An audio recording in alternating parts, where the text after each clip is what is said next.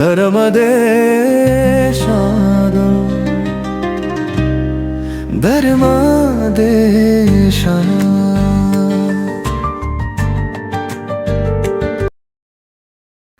හොඳයි දැන් ධර්ම ශ්‍රවණය කරන්නට කාලය.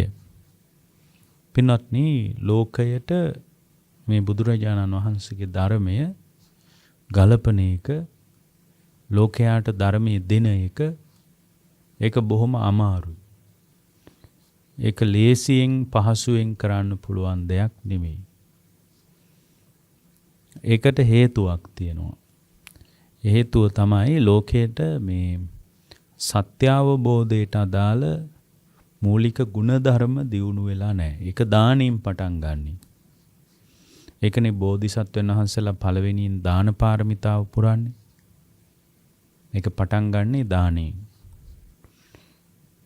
ඉවර කරන්නේ ප්‍රඥාවෙන්. එතකොට මේ ලෝකයට එහෙම බුදුරජාණන් වහන්සේගේ ධර්මීය ග්‍රහණය කරගන්න පුළුවන් විදියට ප්‍රඥාව ඥාණය නැති නිසා ලෝකයාට මේ ධර්මයේ තේරෙන්නෙත් නැහැ. ගොඩාක් අයට තේරෙන්නේ නැහැ ඇත්තටම. ඒ බණහන් දෙන අය වුණත් ඒගොල්ලෝ ඉතින් බණහන් ආපු කමට ඉන්නවා මිසක් ඒගොල්ලන්ට එහෙම ලොකුවට තේරෙන්නෙත් නැහැ. වටිනාකමක් වුණත් එච්චර වැටහෙන්නේ නැහැ. දැන් මේ ධර්මය තුල ඊට විශේෂත්වය තමයි මේ ධර්මයේ දියුණු කරනකොටම යා නිවිල යනවා. කියන්නේ ධර්මයේ දියුණු කරන අවකාශයේම ඇතුලේ තමයි යා නිවෙන්නේ. ඒ කියන්නේ දැන් අද බණ අහලා ලබන මාසේ ලබන අවුරුද්දේ නිවෙනවා වගේ එකක් නෙමෙයි. අදම යා ධර්මයේ පාවිච්චි කරන්න ගියාම නිවෙනවා. දැන් නිවීමට විරුද්ධ වචනේ මොකද්ද? ඇවිලීම. නිවෙන්ට විරුද්ධ වචනේ තමයි ඇවිලෙනවා කියන එක. දැන් ලෝකේ ඇවිලිලා ඉන්නේ. නොයේ කෙලෙස් මත ලෝකේ ඇවිලිලා ඉන්නවා. ඒතර ලෝකේ ඇවිලිලා ඉන්නේ ඇයි? ඇවිලිලා ඉන්නේ ඒගොල්ලන්ට හැම වෙලාවකම ඇවිලෙන්න පුළුවන් මට්ටමට තමයි ලෝකේ අහු වෙන්නේ. ඇවිලෙන්න පුළුවන් මට්ටමට ලෝකේ අහු වෙනකොට අපි හැම වෙලාවකම ඇවිලෙනවා.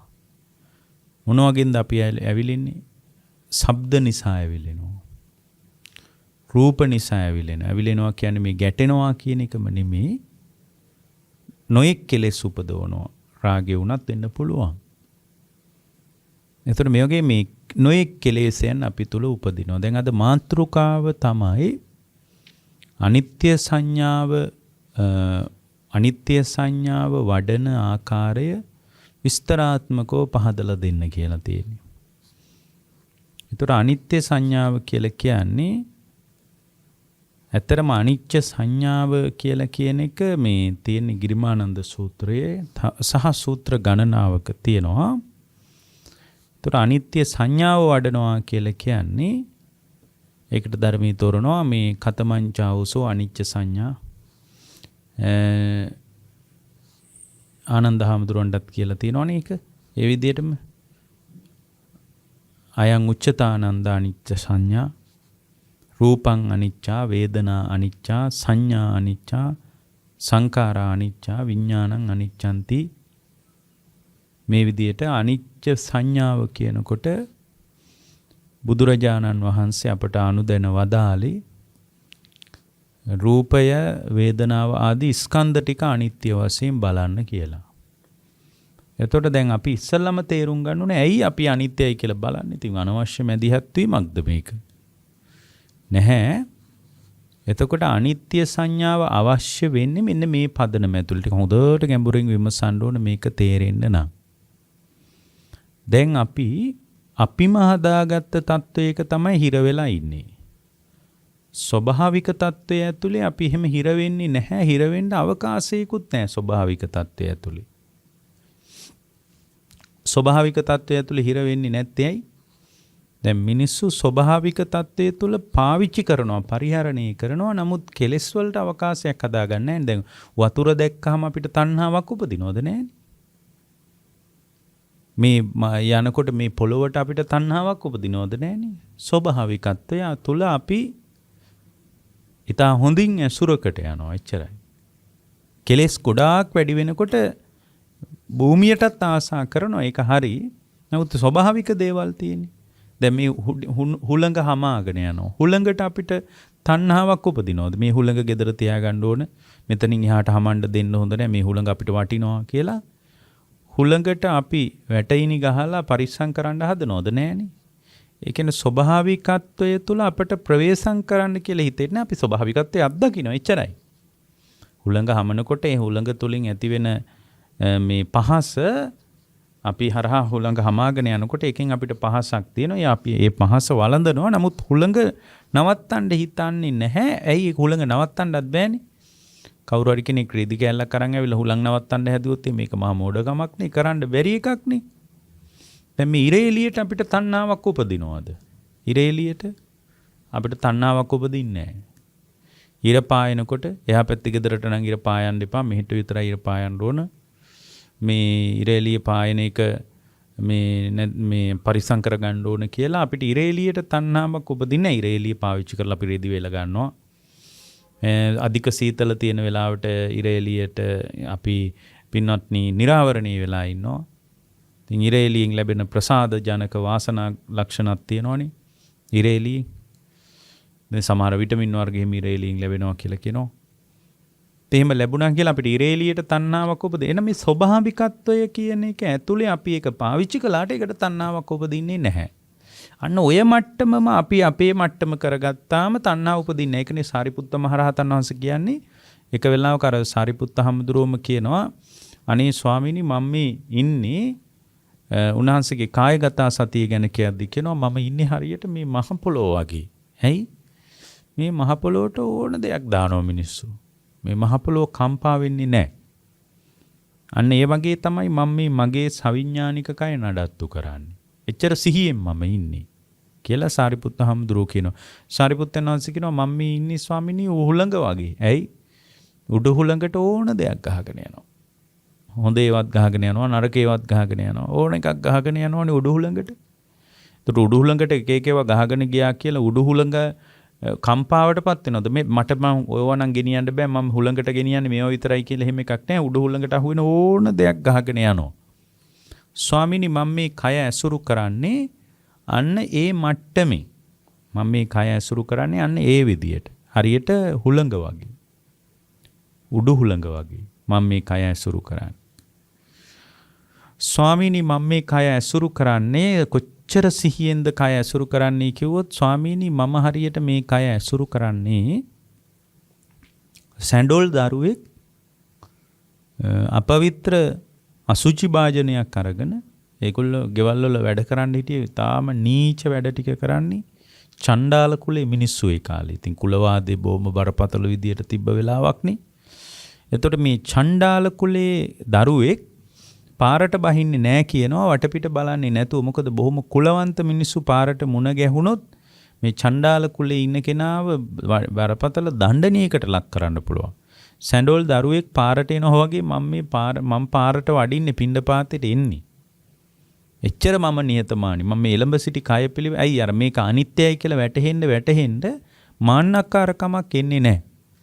මේකේ අනිත්‍යයි කියලා නොවැටහෙන එකටමයි ජීවිත මදය, යෞවන මදය, ආරෝග්‍ය මදය කියා පැවිද්දෙකුට උනත් මදය එන්නේ. පැවිද්දෙක් වුණත් නමට ඉස්සරහින් ගොඩාක් වචන එන්නේ. පැවිද්දෙක් වුණත් මේ නමට ඉස්සරහින් ගොඩාක් වචන එන්නේ ඇයි? ඒ මාන්නක්කාරකමට ඇත්තටම. අරෝමෝ තියන් ඔක්කොම ඉස්සරහට දාගන්නේ මාන්නක්කාරකමට. අර අනිත්‍ය සංඥාව වගේ ඊට බරපතල මේ ධර්මයක් තමන් තුළ වැඩිලා නැති කමට ඒක වෙන්නේ. හරි? එතකොට දැන් බලන්න සාරිපුත්ත මහරහතන් වහන්සේ කියනවා ස්වාමීනි මම හරියට මේ පිණ්ඩපාත යන්නේ අං කැඩිච්ච ගොනෙක් වගේ. අං කැඩිච්ච ගොනෙක් කොහමද යන්නේ? අං කැඩිච්ච ගොනෙක්ගේ අභිමානයේ තියෙන අන්තට්ටුවේ. ගොනෙක්ගේ අභිමානයේ තියෙන අන්තට්ටුවේ. ඒතර මම පිණ්ඩපාත යන්නේ හරියට මේ අං කැඩිච්ච ගොනෙක් වගේ. බිම් බලාගෙන යනවා හැර මොකක්වත් විසඳුමක් නැහැ. අං කැඩුනට පස්සේ ඉතින් ලොකු අමාරුවක තමයි ගොනෙක් වැටෙන්නේ. ඒතර අං කැඩුනට පස්සේ ගොනෙකුට කිසිම පිළිසරණක් ඇත්තේ නැහැ. අන්තට්ටුව කැඩිච්ච ගොනාට කිසිම පිළිසරණක් ඇත්තේ නැහැ. එයා විපිලිසරයි. එයාට අනාරක්ෂිතයි. එතකොට ඒ බඳු අනාරක්ෂිතකම ඇතුලේ අන්තට්ටුව කැඩුණු ගොනෙක්, අන්තට්ටුව කැඩිච්ච ගොනෙක් මම පාරේ අයිනෙන් යනවා වගේ වෙනත් ගොනුන්ට අභියෝග කරන්න යන්නේ නැහැ. වෙනත් ගොනුත් එක්ක විසංවාද කරන්න යන්නේ නැහැ. අන්තට්ටුව ඇසුරු කරගෙන. ඒ අන්තට්ටුවක් නැහැ නේ යාට. අන් කැඩිච්ච ගොනෙක් පාර අයිනෙන් යනවා වගේ තමයි මම පිණ්ඩපාතේ යන්නේ. යයි මේ එච්චර සිහියෙන් වැඩක් නැහැ මේ අනිත්‍ය වෙලා යන ලෝකයක. දැන් සාරිපුත්ත හාමුදුරුවෝ කියන්නේ කොහොම කෙනෙක් වෙන්න ඕනද? බුදුරජාණන් වහන්සේගේ බුද්ධ ශාසනයේ ප්‍රථම ශ්‍රාවකත්වයේ හම්බුනේ. ධර්මයේ දරාගෙන හිටියේ බුදුරජාණන් වහන්සේ ළඟට ධර්ම සේනාධිපති කියලා කිව්වේ. එතකොට ඒ බඳු භික්ෂුවක් කියනවා මම පිණ්ඩපාත යන්නේ අං කැඩිච්ච ගොනෙක් වගේ. අර අනිත්‍යතාවයේ ප්‍රකට වෙනකොට මාන්නේ වගේ උපක්ලේශ පැන නගින්නේ නැහැ. දැන් අපිට හුඟක් බලන්නකො අපිට සාපේක්ෂව ලෝකේ කියවනවනේ. එතකොට අපි මෙහෙම ඉන්න ඕන, අපි ඇසුරු කරන්න ඕන මේ අය, අපි ඇසුරු නොකරන්න ඕන මේ අය කියලා තමන්ව පරිස්සම් කරන්න. කියන්නේ මම කියන தත්ත්වය ආරක්ෂා කරගන්න ඇසුරු කරන අය පරිහරණය කරන දේවල් පවා වෙනස් කරනවා. මාන්නයට ඔය ඔක්කොම කරන්නේ. පින්වත් ඔය මාන්නක්කාරකම විසින් අපිව විශාල වශයෙන් අවබෝධයෙන් ඈත් කරනවා. දැන් අපි බලමු මේ ස්වභාවික වීමට අපිට බැරි ඇයි? ස්වභාවික වීමට බැරි පින්වත්නි මේ අනිච්ච සංඥාව වගේ එකක් අපිට භාවනා වශයෙන් අපි වඩලා අපිට හුරු නැහැ. අනිච්ච සංඥාව වගේ එකක් භාවනාමය වශයෙන් වඩලා හුරු නැහැ. ඇයි? අපිට වෙලා තියෙන්නේ අපි පණවගත්ත தත්ත්වය ඇතුලේ ඇයි අනිච්ච සංඥාව වඩන්න ඕන කියලායි මේ කියන්නේ. හොඳද? හොඳට කල්පනා කළොත් තමයි මේ தත්ත්වය තේරෙන්නේ. අපි පණවගත්ත தත්ත්වයක් තියෙනවා. අපි පණවගත්ත தත්ත්වය ඇත්තම தත්ත්වෙ නෙමෙයි. ඇත්ත එක වෙන එකක්, අපි පණවගත්ත එක වෙන එකක්. එතකොට බලන්න ලෝකේ දෙකක් තියෙනවා தත්ත්වයන්. මොකද්ද? අපි හිතාගෙන ඉන්න ඒවා ටිකක් තියෙනවා එකක්. ලෝකේ ඇත්තම කතාවක් තියෙනවා තව එකක්. අපි හිතාගෙන ඉන්න විදියටනේ අපි වැඩ කරන්නේ. ලෝකේ විදියට නෙමෙයිනේ අපි වැඩ කරන්නේ. අපි හිතාගෙන. එතකොට අපි හිතාගෙන ඉන්න අපි හදාගෙන ඉන්න අපි ඔළුවෙන් හදාගෙන ඉන්න චිත්‍රයක් තියෙනවනේ. අපි ඔළුවෙන් හදාගෙන ඉන්න මට්ටමට අපි කියන්නේ මොකද්ද? පඤ්ඤත්ති කියලා. ඒකට කියන්නේ පඤ්ඤත්ති කියලා. අපි හදාගෙන ඔළුවෙන්. ඒක ඇත්තම එක නෙමෙයි. පින්නත්නි ඒක අපි ඔළුවෙන් හදාගෙන ඉන්න මට්ටමක්. ඒකට කියන්නේ මොකද්ද? පඤ්ඤත්ති. පණවගෙන යා. ඒකට අපි සිංහල වචනේ කියනවා ප්‍රඥප්තිය. ඒකට කියන්නේ ප්‍රඥප්තිය. හැබැයි අපි ඔළුවෙන් හදාගෙන හිටියට ඇත්තම එකක් ලෝකේ තියෙනවා. ඒ ඇත්තම එක ගෝචර වෙන්නේ නැත්තේ ඇයි? ඇත්තම එක ගෝචර වෙන්නේ පින්වත්නි හුඟක් ප්‍රඥාවක් තිබ්බම තමයි අර ඇත්තම එක ගෝචර වෙන්නේ. එතකොට ඇත්ත එක වෙන එකක්, අපි ඔළුවෙන් හිතාගෙන ඉන්න එක තව එකක්. දෙකක්. එතකොට ඇත්ත එක මොකද්ද? ඇත්ත එකට අපි කියන්නේ පරමාර්ථය. පරමාර්ථ කියන්නේ පරම කියන්නේ උපරිම ඇත්ත. ඒකට වඩා ඇත්තක් නැහැ. උපරිම ඇත්ත. ඒකනේ බුද්ධ ශාසනයේ රූපේ වුණත් ගොඩක් බෙදලා පෙන්නන්නේ. උපරිම ඇත්තටම බෙදනවා. රූප කලාප විදියටම බෙදනවා. පඨවි කොටස් විදියට නෙමෙයි, ආපෝ කොටස් විදියට නෙමෙයි. රූප කලාප විදර්ශනාව කියලා එක්කුත් තියෙනවා. රූපේ බෙදලා පින්වත්නි රූප කලාප විදියටම බෙදනවා. ඒක කිසිම පරිශනාගාරයක කරන්න බෑ. ඇයි උපරිම ඇත්තට තමයි බුද්ධ ශාසනය එකතු වෙන්නේ. මේ බලන්න රූපේ උපරිම ඇත්ත මෙන්න මේක කියලා බෙදලා සියුම්ම බෙදීම විදියට රූප කලාප වශයෙන් බෙදලා ඒක ඉන්ද්‍රිය ප්‍රත්‍යක්ෂ නැහැ භාවනාමය අත්දැකීමක්. එහෙම බෙදලා රූපේ පෙන්නනවා. එතකොට එහෙනම් ලෝකයේ තත්ත්වයන් දෙකක් තියෙනවා. මොකද්ද තත්ත්වයන් දෙක? එකක් තමයි අපි ඔළුවෙන් හදාගෙන ඉන්න මට්ටමක් තියෙනවා. ඒ ඔළුවෙන් හදාගෙන ඉන්න මට්ටමට අපි මොකද්ද කියන්නේ? ඔළුවෙන් හදාගෙන ඉන්න මට්ටමට අපි කියන්නේ පඤ්ඤත්තිය. අපි පණවා ගත්ත එක. අපි පණවගෙන තියෙන. අපි ඔළුවෙන් හදාගෙන. එතකොට අපි ඔක්කොම ගත්තොත් එක එක විදිහට ඔළුවෙන් හදාගෙන ඉන්නේ. ඒකනේ එක එක වට කැමති. එයා ඔළුවෙන් හදාගෙන ඉන්න විදිහට තමයි කැමති. ඔළුවේ රැඳිලා තියෙන විදිහට තමයි කැමති. ඔළුව හදාගෙන ඉන්න විදිහට තමයි කැමති. අපි ඔක්කොම හැමෝම එකට කැමති නැහැ. ඇයි අපි ඔක්කොම එකම දෙයකට කැමති නැත්තේ? අපි ඔළුවෙන් හදාගෙන ඉන්න විදියට තමයි අපි තුල කැමැත්ත හටගන්නේ. ඒ නිසා අපි ඔක්කොටම කවදාවත් එකම රහට අපි කැමති නෑ. එකම වර්ණ වලට අපි කැමති නෑ. දැන් බලන්න අපි කීප දෙනෙක්ගෙන් ඇහුවා කැමතිම පාට මොකද්ද කියලා. ඇහුවොත් ඔක්කොම එකම පාටක් කියන්නේ නෑ. එක එක පාට. ඔයා කැමතිම සත්වයා කවුද කියලා ඇහුවොත් මිනිස්සු කියන්නේ එක එක සත්තු. ඔයා අඳින්න කැමති මොන ඇඳුම්ද කියලා ඇහුවොත් හැමෝම කියන්නේ එකම ඇඳුමක්. ඒගොල්ලෝ එක එක ඇඳුම් කියන්නේ. ඇයි? එයා ඔළුවෙන් හදාගෙන ඉන්නවා. මෙන්න මේ ඇඳුම මට ගෝචරයි, මේ ඇඳුම මට ලස්සනයි කියලා එයා හිතාගෙන සමහරට ඒකට ප්‍රශංසා කරන්නේ නැහැ එළියෙන්. සමහර මිනිස්සු කොච්චර බයින්නවද සමහර මිනිස්සු ඇඳගෙන යන ඇඳුම් වලට. නමුත් එයා හිතාගෙන ඉන්නේ මහ ලොකු හොන්තම ඇඳුමක් මම මේ ඇඳගෙන යන්නේ කියලා. නමුත් එළියේ ඉන්න මිනිස්සු ගරහනවා මූණට දොස් නොකියුවත්. ඇයි? නමුත් ඒ කෙනා ඉන්නේ වෙන මනෝ ලෝකවල. පින්වත්නි මේක මහ විකාර වැඩක් ඇත්තටම. මේ ජීවිතේ පවත්වනවා කියන එක තරම් මෝඩ, මේ ජීවිතේ අවිද්‍යාසගතව පවත්වන එක තරම් ප්‍රඥාවෙන් තොරව පවත්වනවා කියන එක තරම් මෝඩ වැඩක් නෑ පින්වත්නි. ඉතින් අවිද්‍යාසගතව ජීවිතේ පවත්වන එක මෝඩ වැඩක් කියලා ජීවිතේ මොනවා හරි කරගන්න එක කිසිම තේරුමක් නෑ. මොකද ආයෙත් මේ කුණු ගොඩටම තමයි ඔය පින්නතුන්ලා කැරකිලා වැටෙන්නේ. පින්වත්නි මේ එකම දේ නැවත නැවත කරන්න සිද්ධ වෙලා තියෙන එකක් මේ තියෙන්නේ. බලන්න උදේටත් කනවා, දවල්ටත් කනවා, රැයටත් කනවා, ආයෙ පහුවෙන උදේටත් කනවා. කෑම වෙනස් කරලා බලනවා, රස වෙනස් කරලා බලනවා. නමුත් ආයෙත් පරණ රහ කාලා බලනවා. ඉතින් එකම දේ ආයෙ වෙනවා. දිගටම ඇඹුල් කන්න බෑ. දිගටම පැණි රහ කන්න බෑ. ඊට පස්සේ පැණි රහ කාලා ආයෙත් තිත් ඒවා කාලා බලනවා. ඇඹුල් ඒවා කාලා බලනවා. ආයෙත් පැණි රහ කාලා බලනවා. ඔය වගේ එකම දේ ආයෙ සිද්ධ වෙමින් පවතිනවා.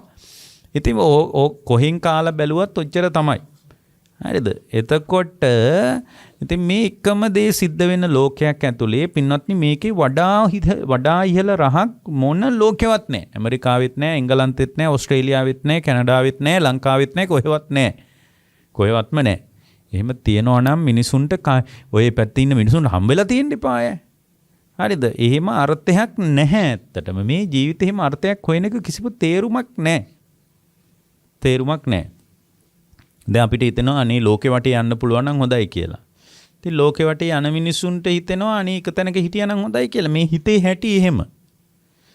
දැන් අපිට හිතෙනවානේ අනේ මේ සල්ලි භාගෙ තිබ්බනම් ලෝකෙ හැම තැනම මං ඇවිදිනවා. හැම තැනම මම ලෝකේ කරක් ගහලා එනවා කියලා අපි හිතනවා. නමුත් මේ ලෝකෙ වටේටම ඇවිදපු එක නෝනා කෙනෙක් මට හම්බුණා මීට ටික කාලයකට කලින්. එයා ලෝකෙ ගොඩාක් තැන්වල ඇවිදලා. ඇවිදලා කඳු නැගලා ඒවා මේවා කරලා ගොඩාක් මහන්සි වෙලා එයා මේ ලෝකේ සමහර මේ ඊටික මං හිතනවලු අප්‍රිකාව පැත්තේ රටවල් වල යන්න කියලා. එයා අප්‍රිකාවලු ඒ කාලෙම ඉන්නේ. ඒ ගෝත්‍රිකව ඇසුරු කරනවලු එහෙම එයා කිව්වා මගේ විනෝදාංශය තමයි ස්වාමීන් වහන්සේ හරියට ලෝකේ ඇවිදින එක. ලෝකේ එක තැන්වල ඇවිදින එක. මම රටවල් ගොඩක ගිහින් තියෙනවා මන්ට මං ඇහුවා එහෙම ඇවිදලා දැන් ඔය නෝනාගේ හිත සම්තෘප්තිමත් වෙලා තියනවාද? සම්තෘප්තිමත් බවක් වේ. කියන්නේ සතුටු වීමක් හිත ඇතුලේ තියනවාද? අනේ ස්වාමීන් වහන්සේ මේ ධර්මයේ හම්බුණාට පස්සේ දැන් මට හිතෙන්නේ එක තැනක ඉන්න ඕන කියලා. අපරාධ කාලේ කියලායි මට හිතෙන්නේ. ඇයි මේ ධර්මයේ තුලින් මං අත්දකින අත්දැකීම. ඒතර යා කියපු ඉතා ලස්සනම දෙයක තමයි ස්වාමීන් වහන්සේ මේ ධර්මයේ තුලින් මම අත්දැකපු යම් අත්දැකීමක් තියෙනවා නම් මොන වගේ අත්දැකීමක්ද? අර සංසිඳීම ගැන. ස්වාමීනි ඒක මං ලෝකේ කොහේ ඇවිදලවත් හම්බෙලා නැහැ මට. කොහේ ඇවිදලවත් හම්බ වෙලා නැහැ. මට මෙහෙම ඇවිදින්න කියලා හිතුනේ එක වතාවක් මං හිතන්නේ මොකක් හරි ලොතරයි දිනුමක් ඇදිලා තිනවා වෙන රටක ඉන්නකොට. විශේෂ මොකක් හරි එහෙම ඊට පස්සේ යට හිතලා තිනවා මේ සල්ලිත් තියෙන නිසා මං ඇවිදින්න ඕන කියලා. ඊට පස්සේ මේ මං හිතන්නේ ඕමාන් වලින්ද කොහෙද පටන් අරගෙන ගොඩාක් රටවල් වල ගිහින් තියෙනවා. තනියෙන්. එහෙම ගිහින් අන්තිමටම එයා මේ නැවතුණා බුදුරජාණන් වහන්සේගේ ධර්මයේ ළඟ. රටවල් ගානක ගිහින් එයා ගෝත්‍රිකයෝ ගැන දන්නවා. ඒ වගේ මේ රටවල් වල තියෙන ඉතා විශේෂ ස්ථාන ගැන දන්නවා. කඳු ගැන දන්නවා. ගස් ගැන දන්නවා. තුරුලතා ගැන දන්නවා. ඍතු වල වෙනස්කම් එක්ක ඒ රටවල් ඇසුරු කරලා තියෙනවා. ඉතින් මේ විදිහට එයා ගොඩක් ඒවා කරලා එයා කියනවා මේ අනේ සානස මේ ධර්මයේ හම්බුණාට පස්සේ මට හිතෙනවා අපරාධය ඇවිදපු එක කියලා. ස්වාමීනි කවදාවත් එහෙම ලෝකේ වටේ ඇවිදලා මට ලැබුණ නැති ආස්වාදයක් මේ චිත්ත සමාධිය මත භාවනා කරනකොට අනිත්‍ය සංඥා, අනත්ත් සංඥා, සුභ සංඥා, විරාග සංඥා, නිරෝධ සංඥා, නබිරත සංඥා ආදී වශයෙන් මේ හිත වඩනකොට ස්වාමීනි ඒවයින් ඇතිවෙච්ච ඉතා මිහිරි ආස්වාදයක් තිබෙනවා. ඒ මිහිරි ආස්වාදය ස්වාමීනි මා ලෝකේ කිසි දිනක කිසිම රටක සංචාරක ජීවිතය ඇතුලේ අත්දකලා නැහැ. සංචාරක ජීවිතය ඇතුලේ අත්දැකලා නැහැ. ඉතින් අන්න ඒ වගේ අපි අත්දැකපු නැති ඒවා සම්බන්ධව අපිට හිතෙනවා ඒවා අත්දැකලා බලන්න ඕන කියලා. හොඳයි ඒවා අත්දැකලා බලන්නකෝ ඔයගොල්ලන්ට එහෙම සිතේ ආස්වාදය යම් කිසි තහවුරු වීමක් තමා තුළ පැන නගීද කියලා පින්වත්නි හොඳට කල්පනා කරලා බලන්නකෝ. ඒක කවදාවත්ම වෙන්නේ නැහැ. ඒක කිසිම දවසක වෙන්නේ නැහැ. ඒ නිසා මේ ලෝකයේ තියෙනවා අපි ඔළුවෙන් මානසිකව හදාගත්ත මට්ටමක්. ඒ මානසිකව හදාගත්ත මට්ටම සමහරට අපි එළියට නිරූපණය කරන්නෙත් නැහැ ඇත්තටම. අපි ඔළුවේ හදාගෙන ඉන්නවනේ චිත්‍රයක් ඒක එළියට කියන්නේ නැහැ. සමහරට අපි ඒවා කියන්නේ නැත්නම් ඒක එළියෙන් චෝදනා කරයි කියලා හිතෙනවා.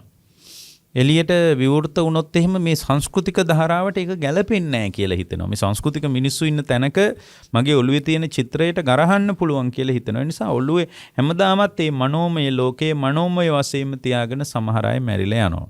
නමුත් ඉන්නේ මේ ඔක්කොම මනෝ ලෝකවල ඉන්නේ. මනෝ විකාරවලින් ඉන්නේ මිනිස්සු. ඒ මානසික තත්ත්වයේ යථාර්ථයක් කරගන්න කියලා හිතාගෙන මිනිස්සු ගොඩාක් ඒවා කරනවා. එහෙම කරලා පින්වත්නි මිනිස්සු හෙම්බත් වෙලා ඉන්නේ. දැන් අපි බලමු පඤ්ඤත්ති කියලා කියන්නේ යා මනස තුල එයා පනවගෙන ඉන්නවා. එයා පනවගෙන ඉන්න මට්ටම ඇතුලේ එයා ලස්සනයි කියලා මනස තුල මානසිකව මවාගෙන ඉන්නවා. නමුත් එයා ලස්සනයි කියලා හිතාගෙන ඉන්නවා සමහරට තව කෙනෙකුට ලස්සන නෑමයි. එයා ඒකට කැමති නෑ.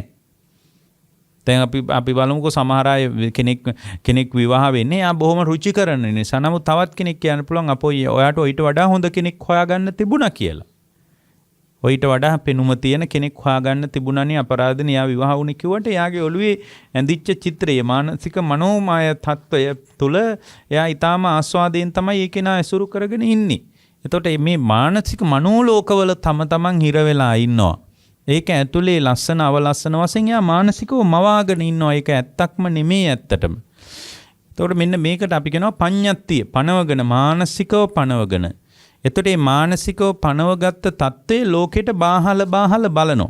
ඒ මානසිකව තත්ත්වය එළියේ ලෝකෙට බාහලනවා. එතකොට එළියේ ලෝකේ බඳු ලෝකයක් හම්බුනොත් ඒක යථාර්ථයක් කියලා හිතාගෙන ඒවා නඩත්තු කරගෙන ඒවා පරිස්සම් කරගෙන ඒවට කවල පොවල නාවල අන්දලා කරලා තියාගෙන ජීවිතේ ඉස්සරහට යන්න හදනවා. එහෙනම් පඤ්ඤත්ති කියන්නේ අපි හදාගත් එක කොළුවෙන්. පරමාර්ථය කියන්නේ එක අපි හදාගත් එකක් නෙමෙයි. මේක සදාතනික ඇත්ත. අන්නේ පරමාර්ථය කියන එකට විවෘත වීම පිණිස පාවිච්චි කරන උපාය මාර්ගය තමයි අනිච්ච සංඥාව කියලා කියන්නේ. මොකද්ද? ඔන්න ඕක හොඳට ඔළුවට ගන්න මේවා තේරෙන්නෙත් නැති වෙයි. හැබැයි කවදා හරි කාට හරි තේරෙයි මේවා. පඤ්ඤත්ති කියලා එකක් තියෙනවා. අපි පනවගත් එකක්. ඒක කොහෙන්ද අපි පනවගෙන තියෙන්නේ? ඒක අපි පනවගෙන තියෙන්නේ මානසිකව. වෙන කොහෙන්වත් නෙමෙයි. අපි ඒක පනවගෙන තියෙන්නේ පින්වත්නි මානසිකව. එතකොට මානසිකව පනවගත්ත තත්ත්වෙට කියනවා පඤ්ඤත්ති. ඒ පනවගත්ත මානසික ලෝකයේ ඇතුලේ තමයි අපි වාසය කරන්නේ. ඒ මානසික තත්ත්වයට ගැළපෙන ඒවා එළිය හම්බ වෙනකොට ඒවා අපි නඩත්තු කරන්නත් අපි පෙළඹෙනවා. ඒවා පරිස්සම් කරන්නත් පෙළඹෙනවා. පඤ්ඤත්ති. එතකොට පරමාර්ථය කියන්නේ ඒක පරම ඇත්ත. ඒක හැමෝටම ඇත්ත. දැන් මානසික අර පනවගත් එක එක්කනාට එක්කනා වෙනස්. ඒකයි එක එක්කනාගේ රුචිකත්වයන් රුචි අරුචිය වෙනස් වෙන්නේ.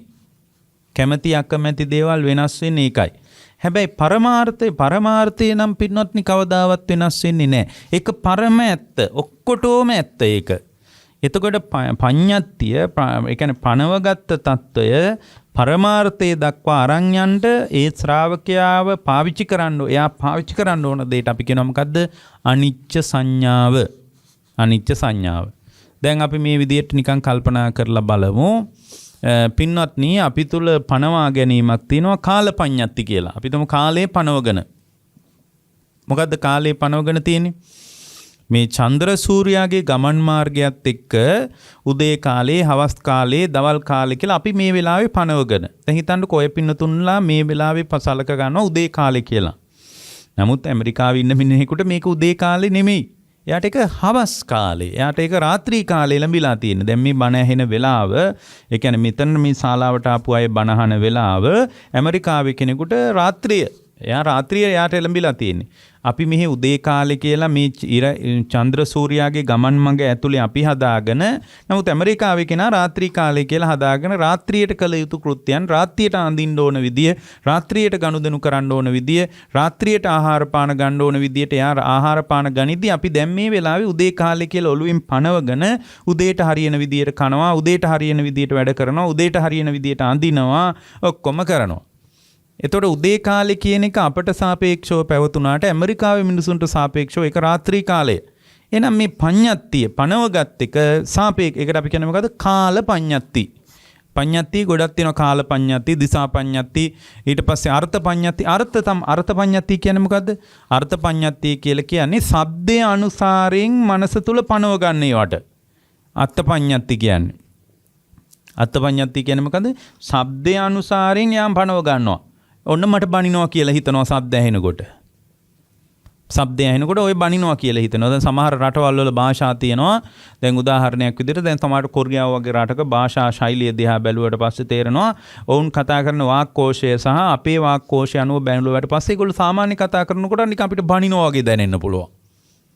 ඔය නම් මොකක් හරි දෝෂයක්ද කොහෙද තමයි ඔය නම් කියන්නේ කියලා හිතෙනවා.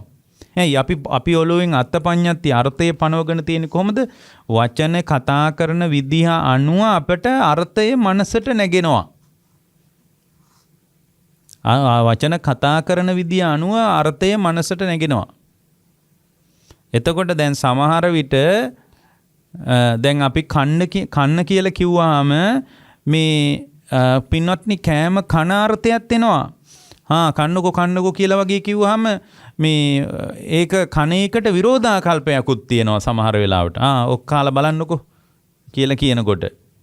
හොඳයි අපි කියන එක අහන්නේ නැහනේ ඕන දෙයක් කරගන්න කන්න කියලා කියන්නේ කන්න එපා කියන එක. එතකොට මේ වචනේ ඒ කියන්නේ අත්පඤ්ඤත්ති ඒ කියන්නේ වචනානුසාරයෙන් එයාගේ මනසට ගොඩනගා ගන්නවා හැඟීම්. එතකොට වචනානුසාරයෙන් හිතට වැටහෙන එක ඇත්තම එක නෙමෙයි. දැන් බලන්නකෝ වචනානුසාරයෙන් හිතට ගොඩනගෙන தත්ත්වය ඇත්තම එක කියලා අපි හිතාගෙන ඉන්නවා. හොඳට බලන්න වචනානුසාරයෙන් ඒකනේ අපි වචනත් එක්ක හැප්පෙන්නේ වචනත් එක්ක ගැටෙන්නේ. ඇයි මනසට ගොඩනගෙන ඔය බනිනවා කියලා. සද්දේ විතරයි කනේ වදින්නේ වෙන මොකක්වත් නැහැ. නිකන් සද්දය සෝත ප්‍රසාදයෙන් මත සද්දේ හැප්පෙන එක විතරයි වෙන්නේ. නැවත අපි හිතාගෙන ඉන්න ඔය නම් බනිනවා. එතකොට දැන් ඒ කියන්නේ අත්පඤ්ඤත්තිය කියලා කියන්නේ වචන අනුසාරයෙන් හිතට ගොඩනගාගෙන ඉන්න தත්ත්වය. ඒක කලින් ඉඳලා ගොඩනගාගෙන ඉන්නවා. ඒ නිසා තමයි බනින්නේ මෙන්න මේ වචන කියලා. වර්ණනා කරන්නේ මෙන්න මේ වචන කියලා පින්වත්නි අර මනස තුල මානසිකව මවාගෙන ඉන්න தත්ත්වය. ඒ මවාගෙන ඉන්න தත්ත්වය ඇතුලේ යාට වචන අහු වෙනකොට ඒ වචනත් එක්ක පැටලෙනවා.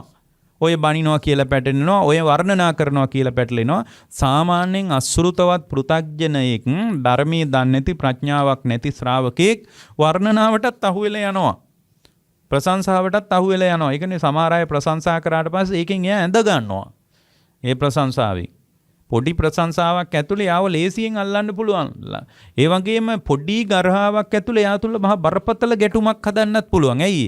වචන අනුසාරයෙන් යා ගොඩනගාගෙන තියෙන තත්ත්වය. හැබැයි පරමාර්ථයෙන් ගත්තොත් මොකද්ද? සෝත ප්‍රසාදේ මත ශබ්දේ වදිනවා, වැදිච්ච තැනම නිරුද්ධ වෙලා යනවා. මොකද්ද වෙන්නේ? අපි අත්පඤ්ඤත්තිය ඇතුලේ හිතාගෙන ඉන්නවා ශබ්දේ අනුසාරයෙන් හිතට නැගෙන తত্ত্বය ඇත්තක්ම කියලා. එහෙම හිතෙන්නේ ඇයි? අවිද්‍යාවට. වචනානුසාර නිකන් හැබැයි පින්නත් නිකන් සද්ද විතරනේ. කාටවත් පුළුවන් ද වචන වලින් අපිට ගහන්න? කාටවත් පුළුවන් ද වචන වලින් අපිව මරන්න බෑනේ. නිකන් සද්දේ වැදිලා අයින් වෙලා යනවා. හැබැයි අපි ඔලුවට ගන්නෙ මොකද්ද? අර්ථ ප්‍රඥප්තිය ඇතුලේ අපි පනව ගන්නවා කොහොමද? ඔය නම්මට බනිනවා තමයි කියලා අපි මෙහි අපේ බ්ලඩ් ප්‍රෙෂර් පවා වැඩි වෙනවා. එතකොට මේ සමහර විට අපි මහා බරපතල ඒ කියන්නේ වචන විතරයි නිකන් කනේ වැදිලා තියෙන්නේ. මෙන්න මෙයාගේ හෘද ස්පන්දනය වැඩි වෙලා. වචන විතරයි නිකන් කනේ වැදිලා තියෙන්නේ. මෙයාගේ සමහර විට ප්‍රෙෂර් එක වැඩිලා අධිරුධිර පීඩනය වැඩි වෙලා එයාගේ. නිකන් වචනයකට කොහොමද අධිරුධිර පීඩනය වැඩි කරන්න පුළුවන්? හොඳට බලන්නකෝ සමහර අයගේ වචන ඉස්සරහා අපි තුල මොන තරම් චලනයක් මොන තරම් සෙලවීමක් ඇති වෙනවද කියලා. හැබැයි ඉතින් ඒ සෙලවීම ඇති වෙන්නේ ඇයි? වචනානුසාරයෙන් පින්නත්නි අර්ථ ප්‍රඥප්තියක් අපි මානසිකව මනෝමය වශයෙන් හදාගෙන තියෙනවා මේවා බණිනේවා මේවා ප්‍රශංසා කරනේවා කියලා. එතකොට බණිනේවා ප්‍රශංසා කරනේවා කියලා ඔළුවේ හදාගෙන හිටියත් නිකන් සද්දේ විතරයි කනේ වදින්නේ. හැබැයි සද්දේ වදිනකොට ඒ පුද්ගලයාගේ රුධිර සංසරණ වේගය පවා වැඩි වෙන්න පුළුවන්. අර පඤ්ඤත්තිය නිසා. හැබැයි පරමාර්ථයෙන් බැලුවාම මොකද්ද වෙලා තියෙන්නේ? පරමාර්ථයෙන් බැලුවට පස්සේ අත්පඤ්ඤත්තිය බින්දෙන්නේ පරමාර්ථයෙන් බැලුවට පස්සේ මොකද්ද? කනේ ක්‍රියාවලිය දකින්න. කොහොමද කනේ ක්‍රියාවලිය? කනේ ක්‍රියාවලිය තමයි මේ කන තියෙන නිසා මගේ සිතත් පවතින නිසා. ශබ්දයක් ඇහෙන මට්ටමේ පවතින නිසා ශබ්දයක් තියෙන ඒ කියන්නේ මට අහන්න පුළුවන් මට්ටමේ ශබ්දයක් තියෙනවා. දැන් මේ ශබ්දෙ මෙතන තිබ්බට මේ ප්‍රධාන පාරට මේ ශබ්දය ඇහෙන්නේ නැහනේ. ඇහෙන්නේ නැති නිසා මේ ශබ්ද ප්‍රධාන පාරට අදාළකමක්ම නැහැ. හැබැයි මේ ශාලාවට ආපු මේ පින්නතුන්ට මේ ශබ්දය ඇහෙනවා. දැන් මේ පරමාර්ථය කියලා කියන්නේ මේ ඇහෙන ක්‍රියාවලිය පළවෙනියෙන් අඳුන ගන්නවා. දැන් මේ අපි කියන්නේ මොකද්ද? අනිත්‍ය සංඥාව වඩන්නේ ඇයි? මොකටද වඩන්නේ? ඒකට පදනම තමයි මේ කියාගෙන ඉන්නේ. දැන් මොනවද අනිත්‍ය වශයෙන් වඩන්නේ කියලා කෙනෙක් අහන්න පුළුවන්. ඕන දෙයක් අනිත්‍යයි කියලා වඩන්නේ නැහැ. දැන් මේ බුලත් කොළ ටික හවස් වෙනකොට පර වෙලා යනවා. අනේ බලන්නකෝ අනිත්‍යයි නේද කියලා මේ බුලත් කොළ අනිත්‍යයි කියලා බලන්නේ ඕව විසි කරලා දානවා. මේවා වැඩන්නේ නැහනේ. මේ බුලත් වට්ටියේ තියෙන බුලත්වත් පුවක්වත් මේ මොකක්වත් සත්‍ය අවබෝධයට සම්බන්ධ නැහැ. ඉතින් මේ බුලත් කොළ පර වෙලා යනකොට හවස් වෙනකොට මේවා වේලිලා යනවා. මේවා කන්න බැරි වෙනවා. එතකොට මේවා ප්‍රයෝජනයකට ගන්න බැරි වෙනවා. එතකොට අපි මොකද කරන්නේ? බලන්නකෝ අනිත්‍යතාවය අනේ කොච්චර අනිත්‍යයිද කියලා බුලත් කොළ දිහා අනිත්‍යයි කියලා බලන්නේ. ඒවා වේලුණාට පස්සේ අපි විසි කරලා දානවා. අපි බලන්නේ අපි තුල මේ පඤ්ඤත්ති සහ අපි පනවගත්ත ලෝකයේ තුල අද්දකීම් පරාසය තමයි අනිත්‍ය වශයෙන් බලන්නේ. බුලත් පුවක් අනිත්‍යයි කියලා බලන්නේ නැහැ. පුළුවන් නම් කනවා බැරි නම් විසි කරලා දානවා. එච්චරයි. එතකොට මේ බාහිර ලෝකය බෙදලා විස්තර කරලා අනිත්‍ය වශයෙන් බලන්නේ නැහැ. ඒක පරිහරණය කරන්න බැරි නම් අපි විසි කරලා දානවා. එච්චරයි. පරිහරණය කරන්න පුළුවන් නම් හොඳ මේක පරිහරණය කරනවා. ඇයි අපි හොඳ මේක පරිහරණය? ඉතින් හොඳ මේක පරිහරණය කරන්නේ මහා පිනකටනේ පින්වත්නි සසර. ඇයි අපිට හොඳ මේක පරිහරණය කරන්න ලැබෙන්නේ නැති? ඒක මහා පරණ හරියට දන් දීලා නැති, කුසල් කරලා නැති, පින දුර්වල වෙච්ච තැනක අපිට හොඳ මේවා පරිහරණය කරන්න ලැබෙන්නේ නැහැ. අපි හොඳ මේවා තමයි පරිහරණය කරන්න ඕන. ඇයි? ඒ හොඳ මේවා පරිහරණය කිරීම හෝ නරක මේවා පරිහරණය කිරීම සත්‍ය අවබෝධයට සම්බන්ධ නැහැ. ඒ නිසා මම දැන් ධර්මයක් වඩනවා. ඒකයි මම මේ විදියට අඳින්නේ. මම මේ අඳින විදිය වෙනස් කරගෙන තියෙන එකයි, කන විදිය වෙනස් කරගෙන තියෙන එකයි මේ මම දැන් ධර්මයක් දියුණු කරනවානි කියලා ඔය පින්නතුල්ලා කන බොන විදියෙන්, අඳින පළඳින විදියෙන්, වැඩපල කරන විදියෙන් සත්‍ය අවබෝධයට ජවයක් ගන්න හිතනවා නම් අනේ පින්නත්නි වහා මේක නවත්තලා දාන්නට ඒක කිසිම දවසක කිසිම ආයුරකින් කරගන්න පුළුවන් කමක් නැහැ. ඇයි? මේ බුලත් වට්ටිය හවස් වෙනකොට පර වෙනකොට අනිත්‍යයි නේද කියලා අනිත්‍ය නිසා නේද උදේ හොඳට තිබ්බ බුලත් ටික මේ හවස් වෙනකොට වේලිලා ගිහින් තියෙන්නේ හැකිලිලා ගිහින් තියෙන්නේ කියලා මේ බුලත් විසි කරන්න එක ඇතුලේ අනිත්‍යතාවය දැකලා බුලත් ටික විසි කරලා දාලා පැත්තකට වෙන්නේ නැහැ අපි. ඉතින් මේක ඇතුලේ තොන්න විදර්ශනාවට අවකාශයක් නැතුවම නෙමෙයි. නමුත් අපි බලන්නේ පඤ්ඤත්ති අපි පනවගත් එක ඇතුලේ දැන් අපි පනවගත්ත ලෝකයේ ඇතුලේ ශබ්ද විතරයි තියෙන්නේ. නමුත් අපි ඔළුවේ පනවගෙන තියෙන ඔය බනිනවා. ඔය ප්‍රශංසා කරනවා. ඔය නම් මට බැන්න තමයි. එතකොට බැන්න තමයි කියන එක එයා ගොඩනගාගත්තේ මොනවා අනුසාරයෙන්ද? වචනානුසාරයෙන්. වචනානුසාරයෙන්. ඒ වචනවල කතාව මොකද්ද? නිකන් ශබ්දයක් විතරයි. එච්චරයි. හොඳට බලන්නකෝ පින්වත්නි ඔයාලා ලෝකේ වචනානුසාරයෙන් ප්‍රඥප්තිය අයින් කරලා මේ සද්ද විතරයි කියලා හිතන්නකෝ. මේ වෙලාවෙම අවිස්සෙන්නේ නැහැ. ගෙදර ඉඳලා පාවිච්චි කරලා බලන්නකෝ. ඒ කියන්නේ අර වචනානුසාරයෙන් මට බැන්නා කියලා එන්නේ අර පඤ්ඤප්තිය නිසා. ප්‍රඥප්ති සාගතකම නිසා ඔය මට තමයි බනින්නේ කියලා මම බැනුම් අහන්න ඕනේ නැහැ. උදෙත් බැනුම් ඇහුවා, දවලුත් බැනුම් ඇහුවා. මම මොකටද මෙච්චර බැනුම් අහන්නේ කියලා එහෙම යන්නේ නැතුව නිකම්ම සද්දේ විතරක් කියලා හිතන්න. සද්දේ විතරක් කියලා හිතුවට පස්සේ කවරාකාරයකවත් කෙලෙසයක් උපදින්නේ නැහැ පින්වත්නි. කුමන ආකාරයකවත් කෙලෙසයක් උපදින්නේ නැහැ. එතකොට දැන් අනිච්ච සංඥාව වඩන එකට මේ ප්‍රවේශය මේ අනිච්ච සංඥාව වඩන එකට ප්‍රවේශයක් ගැන තමයි මේ අපි දැන් මෙතන කතා කරගෙන ඉන්නේ. හරි. එහෙමනම් පින්වත්නි මේ පඤ්ඤත්තියට පනවගෙන ඉන්නේ ඇහෙන මට්ටමේනේ. ඒ කියන්නේ ප්‍රඥප්තියට ඉඩ ලැබෙන්නේ අරමුණු මත, අරමුණු වීම මත. අරමුණු වීම මත තමයි පඤ්ඤත්තිස පනවගත්ත தත්ත්වය ඇතුලේ විශ්ලේෂණය කරන්න පටන් ගන්න. එතකොට දැන් අපිට ශබ්දය ඇහෙනවා. ඇහෙන මට්ටම කියන එක ඇතුලේ අපි පනවගත්ත විදියට අනුව ශබ්දේ කියවනවා. හැබැයි පරමාර්ථයෙන් බැලුවට පස්සේ නිකන් ශබ්දයේ සෝත ප්‍රසාදේ මත වැදිලා හැප්පිලා අයින් වෙලා යනවා. එච්චරයි. ඒකනේ ශබ්දය ආය අල්ලන්න බැරි. ශබ්දය අල්ලගෙන තියාගන්න බෑනේ. ඒකනේ මිනිස්සු අර ගමේ කතාවට කියන්නේ ඔය බැන්නට ඇඟේ වදිනවා කියලා. ඇඟේ වදින්නෙත් නෑ. ඊළඟ එක තමයි ශබ්දය Taman තුල පවත්ව ගන්නත් බෑ. දැන් හිතන්නකෝ මේ ශබ්දේ පවත්ව ගන්න බෑ. මේ ඇහිච්ච තැනම ඒ ශබ්දේ නිරුද්ධ වෙලා යනවා. ආයේ මේ ලෝකේ කිසිම තැනක කවර තැනකවත් රැඳෙනවා කියලා එකක් විද්‍යාමාන වෙන්නේ නැහැ. රැඳෙනවා කියලා එකක් විද්‍යාමාන වෙන්නේ නැහැ පින්වත්නි. එතකොට මේ කවර තැනකවත් රැඳීමක් එහෙම ඇත්තේ නැහැ. ඒක ඒ වෙලාවෙම ශබ්දය වැදිලා නිරුද්ධ වෙලා යනවා. එතකොට ඒ නිරුද්ධ වීම නිසා නැවත නැවත අලුත් ශබ්ද ඇහෙන්න ගන්නවා. මේ ලෝකේ අනිත්‍යතාවයයි අලුත් කරලා තියෙන්නේ. ඇත්තටම අනිත්‍ය සංඥාව වඩනකොට ඒ අනිත්‍ය සංඥාව වඩන ශ්‍රාවකයා සෑම අවකාශයකම අලුත්. ඒ කියන්නේ අපි අලුත් වෙන්නේ අනිත්‍යතාවය නිසා. ඒ කියන්නේ මේ එනම් මේ බුදුරජාණන් වහන්සේ වදාළේ ඉතා ගැඹුරු ඇත්තක්. ඇයි? ඒ කියන්නේ මේ අනිත්‍යතාවය කියලා ලෝකයේ යථාර්ථයක් නොමැතිනම් පරමාර්ථයක් පවතින්නේ නැත්නම් අනිත්‍යතාවය කියලා. අනිත්‍යයි කියපු මේ අනිත්‍යතාවය කියනකොටත් මිනිස්සු නිකන් මූණත් එක්ක ඇඹුල් කරගන්නවා. මොකද්ද මේ අනිත්‍යයි කියන්නේ? ඕවා වැඩක් නැහැ කියලා. නමුත් පින්වත්නි අනිත්‍යතාවය කියලා එකක් නැත්නම් ඔබට මේ શબ્දය ඇහෙන්නේ නැහනේ. මේ શબ્දය ඇහෙන්නේ මුල් શબ્ද ඔක්කොම අනිත්‍ය වියාමින් තමයි මේ දැන් වචනේ ඇහෙන්නේ. ඒ කියන්නේ මේ අනිත්‍යතාවය සෑම අවකාශයකම පවතින එකක්. අනිත්‍යතාවය කියලා කියන්නේ සෑම අවස්ථාවකම පවතින එකක්. අනිත්‍යතාවය. එතකොට මේ අනිත්‍යයි කියලා බලන්නේ මොනවද? මේ බුලත් වට්ටි අරවමේව බලන්නේ නැහැ. මේවා පර වෙලා නම් අයින් කරලා දානවා. බත් පිළිණු වෙලා නම් බලන්නකෝ උදේට උයපු මෙච්චර රහට උයාපු ටික මේ දවල් වෙනකොට පිළිණු වෙලා ගිහින්නේ කියලා මේ අනී මේ අනිත්‍යතාවය කොයිතරම් බරපතලද කියලා බලන්නේ. පිළිණු වෙච්ච බත් ටික අයින් කරලා දානවා.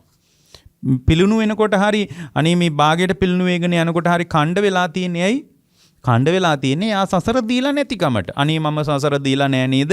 ඒක නේද මේ පරණ බතුත් මට කණ්ඩ වෙලා තියෙන. සමහර කොයි බලන්න ඉන්දියාවෙම ඉන්නවා සමහර අය එක රොටියක් වෙනුවෙන් පොර කනවා. එක රොටියක් සමහර කඩ තියෙනවා. ඒ කඩවල් වල මිනිස්සු එහෙම රොටි විසි කරන්නේ නැහැ. ඉන්දියාවේ ප්‍රධාන කෑමක් නේ රොටි කියලා කියන්නේ. ඒතකොට රොටි එහෙම විසි කරන්නේ ඇයි? එකම රොටියකට මිනිස්සු පොර කනවා. මේ හොඳ රොටියක් නම් කමක් නැහැ. මහා පරණ වෙච්ච, පර වෙලා ගියපු, ජරා වෙච්ච විසි කරන්න ඔන්න මෙන්න වෙන රොටියක්. ඒ රොටිය විසි කරනකොට ඒක කන්න බැරි කමට විසි කරන්නේ. පින්වත්නි සමහර තැන් තියෙනවා මිනිස්සු මේ සිංගමන් යදින මිනිස්සු එකතු වෙලා ඉන්නවා. එක රොටියක් විසි කරද්දී මම දැක්ක එක තැනක එක රොටි ටිකක් එයා විසි කරනකොට ඒ රොටි වලට බල්ලොත් පොර කනවා, මිනිසුත් පොර කනවා.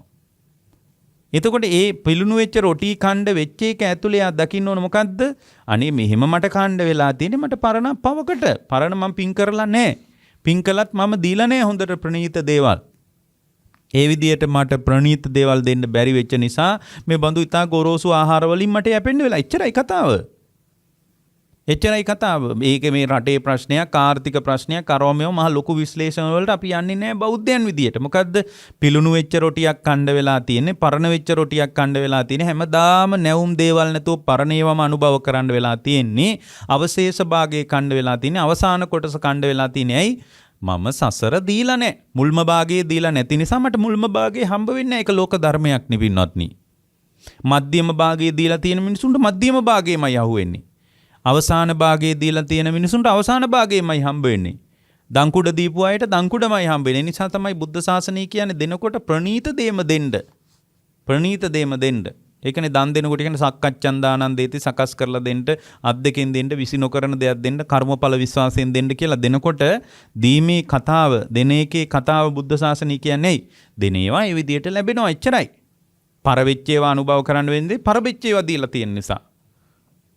දුර්වල වෙච්ච ඒවා දැන් සමහර වෙලාවට ඉන්නවා පින්වත්නි බලන්නකෝ පාරේ තාම අප්‍රසන්න ආහාර ඒවා ප්‍රණීත නැහැ. ඒවා ඉතා ජනාජීර්ණයි. නමුත් ඒවා කාලා ජීවිතේ ගෙවන අය ඉන්නවා. එහෙම් බහින ප්‍රශ්නිකුත් නැහැ. පාරවල් වල බෝක්කු යට ඔය අසාගේට ඉන්නේ. ඇයි? ඒගොල්ලෝ දීලා තියෙන විදිය.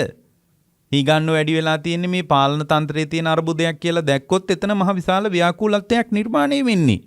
ඒ නිසා පින්වත්නි හිඟන්නෝ ඇමරිකාවෙත් ඉන්න බව අපි මතක තියාගන්න ඕනේ. හිඟන්නෝ නැත්තේ කොහෙද? හැම රටකම හිඟන්නෝ ඉන්නවනේ පින්වත්නි.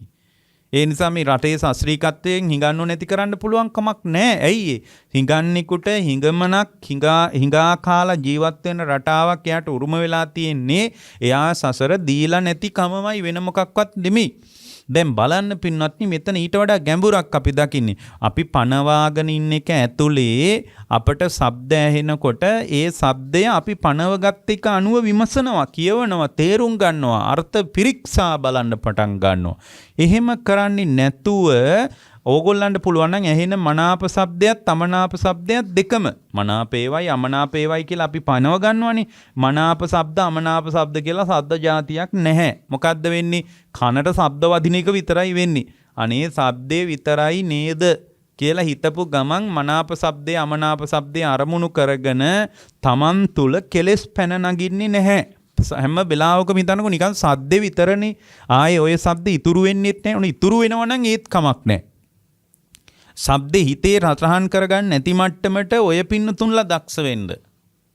අපි හැම වෙලාවකම කරන්නේ අපි අහන ශබ්ද මනස තුල සටහන් කරගන්නවා. ඒකට අපි කියනවා අනුනිමිත්තානුසාරීව හිත පවත්ිනවා.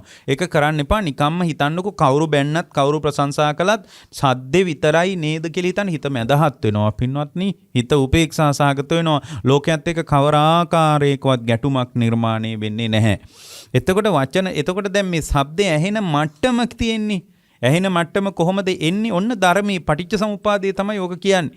ඇහෙන මට්ටමේ එන්න ශබ්දේ ඇහෙන සීමාව ඇතුලේ එයාගේ කන පවතින්න ඕන, එයාගේ සිතක් තියෙන්න ඕන. සිත් නැති කන් වලට ඇහෙන්නේ නැහැ. කනත් එක්ක සිතක් තියෙන්න ඕන. ඒ සිත ශබ්දේ ඇහෙන පැත්තට බර වෙලා තියෙන්න ඕන. ශබ්දේ ඇහෙන පැත්තට සිත නැමිලා, සිත බර වෙලා තියෙන්න ඕන. එතකොට ශබ්දේ ඇහෙනකොට ඔන්න ඇහෙනවා. ඒ කියන්නේ සිත ඒ පැත්තට බර වෙලා තියෙන්න ඕන, කන තියෙන්න ඕන, සද්දක් තියෙන්න ඕන, ශබ්දය ඇහෙන මට්ටමේ කන පවතින්න ඕන. ඒකට අපි කියනවා මොකද්ද? සෝත සම්පස්සය. මේ ඇහෙන මට්ටම තුල ශබ්දයක් නිවි යනවා. හැම වෙලාවෙම එකම ශබ්දේ වදින්නේ නැහැ. දැන් බලන්න මේ බණ ඇහෙන වෙලාවේ මම මේ කියන ඔක්කොම ඇහෙනවා ඔයගොල්ලන්ට. අර ඔක්කොම මුල් ඒවා නිරුද්ධ වෙලා ගින්. ආයේ ඒක වෙනස් කරන්න බෑ. ඊට පස්සේ ඔයගොල්ලන්ගේ මේ කනත් නිරන්තරයෙන් ක්ෂය වෙලා යනවා. කනත් නිරන්තරයෙන් හට ගන්නවා. ඊළඟට හට ගන්න කන ටිකක් දුර්වල වේගන යන්නේ. කනත් දුර්වල වේගන යන්නේ. ඊට පස්සේ ඒ දුර්වල වේගන යන එක ඇතුලේ ඒකනේ ඔයගොල්ලන්ට දැන් බණ අහන්න පටන් ගන්නකොට තරම්ම ජවයක් නැහැ නේ. ටික වෙලාවක් යනකොට එක දිගට අහගෙන යනකොට දුර්වල වේගන යනවා. ඊළඟ කන උපදින ක්‍රියාවලිය තුල යම්කිසි ආකාරයක මේ ජවය නැහැ පින්වත්නි. ඒකයි මොන විදිහට බණ අහන්න ආවත් ඔය නිින්ද යන්නේ මිනිසුන්ට. ටිකක් මේ උවමනාවෙන් එන්නේ. නමුත් ඒගොල්ලන්ට ටිකක් ඈලි කමක් එන්නේත් ඒකයි. ඇත්තට මේකත් බලපාලා තියෙනවා. ඒතර මේ කනේ ක්‍රියාවලිය නිරන්තරයෙන් නැවත එකම ශබ්දයක් කෙරෙහි අවධානය යොමු කරගෙන ඉන්නකොට නැවත කන දුර්වල වෙවි යනවා. ඒ නිසා ටික වෙලාවක් අහගෙන ඉන්නකොට ටිකක් දැන් ඇති වගේ හිතෙනවා. දැන් ඇහුවා ප්‍රමාණවත් කියලා හිතෙනවා. ඔහොම අපිට හිතෙනවා පින්වත්නි. එතකොට ඒ සිතත් පින්වත්නි කන ශබ්දේ පැත්තෙම තියාගන්න බෑ. නිකන් වෙන කල්පනාවලට යනවා අපේ හිත. බනහන්නම යාවේ. ඒකට එක ඒවා කල්පනා කරන්න හිතෙනවා. මෙන්න මේ විදියට ගත්තාම නිරන්තරයෙන් අනිත්‍ය වෙවි යන ක්‍රියාවලියක්. මෙන්න මේකයි අනිත්‍යයි කියලා බලන්නේ. අනිත්‍ය සංඥාව කියන්නේ ඔන්න ඕකට. ඉතින් මේ බලන්නකො සිතත් එක තැනක පවත්වන්න බෑ, කනත් එක තැනක තියාගන්න බෑ, සද්දයක් මට ඕන විදියට තියාගන්න බෑ. අලුත් ශබ්ද ඇහෙනකොට පරණ ශබ්ද ඔක්කොම ඉවරයි. ඒවා අහන්නත් බෑ, හොයන්නත් බෑ, අල්ල ගන්නත් බෑ. හැබැයි නිමිත්තානුසාරීව හිතේ නිමිති තියෙනවා. ඒක වෙනම කතාවක්. හිතේ නිමිති සටහන් තියෙනවා. මෙන්න මේක තමයි මේ කනවත් ශබ්දේවත් ඒ කන පැත්තේ තියෙන සිතවත් මට ඕන විදියට අවශ්‍ය විදියට මට ඒක ප්‍රෝග්‍රෑම් කරලා මෙන්න මේවා ඇහෙන්න ඕන, මේවා නොඇහෙන්න ඕන කියලා අහන්න ඕන ඒවයි අහන්න ඕන නැති ඒවයි සම්බන්ධ මට පාලනයකට යන්න බෑ. පාලනේ මගෙන් ගිලිහිලා ඒ පාලනේ ගිලිහිලා තියෙන්නේ මේ ක්‍රියාවලිය අනිත්‍ය නිසා. මේ සමස්ත සාකච්ඡාව, සමස්ත කතාව අනිත්‍ය වෙලා තියෙන නිසා මට ඕන විදියට පවත්ව ගන්න පුළුවන්කමක් නැහැ. අනිත්‍යයි. එතකොට මේක ඇතුලේ මා තුල හටගන්නේ මොනවද? හටගන්නේ සංජානනයක්, හඳුනා ගැනීම ටිකක්, විතර්ක ටිකක්, සිතුවිලි ටිකක් ජනන වීමක්. දැන් මේ කියන ඒවට අනුව ඔයගොල්ලන්ගේ හිතට හිතෙන කමක් තියෙනවා. හොඳට බලන්නකෝ. ඕගොල්ලන්ට මම ගෙදර ගැන කියද්දී ඕගොල්ලන්ට ගෙදර නිකන් හිතෙනවා, මානසිකව මැවෙනවා අපේ ගෙදර කියනකොට. දරුවා කියනකොට මානසිකව මැවෙනවා. Tamanගේ ඉඩකඩම් ගැන කියනකොට මානසිකව ඒ தත්ත්වය මැවෙනවා. එක පාරටම මැවෙනවා. මෙන්න මේ මානසිකව මැවෙන එක ඇතුලේ පින්වත්නි සිත් ප්‍රවාහයක්, සිතුවිලි ගොඩක් ජනනය වෙනවා. ඒවත් නැවත නැවත අනිත්‍ය වෙලා යනවා. මෙන්න මේ විදියට අනිච්චානුපස්සීව බලන්න පුරුදු වුණාට පස්සේ ඕගොල්ලන්ට ශබ්දය පදනම් කරගෙන කෙලෙස් ජනනය වෙන්නේ නැහැ පින්වත්නි. ශබ්දේ ජනනය කරගෙන ශබ්දය පදනම් කරගෙන කෙලෙස් ජනනය වෙන්නේ නැහැ. ශබ්දේ නිසා එයා තුල කවදාකවත් පින්වත්නි කෙලෙස් අරුබුදයක්, කෙලෙස් ව්‍යාකූලත්වයක් හටගන්නේ නැහැ.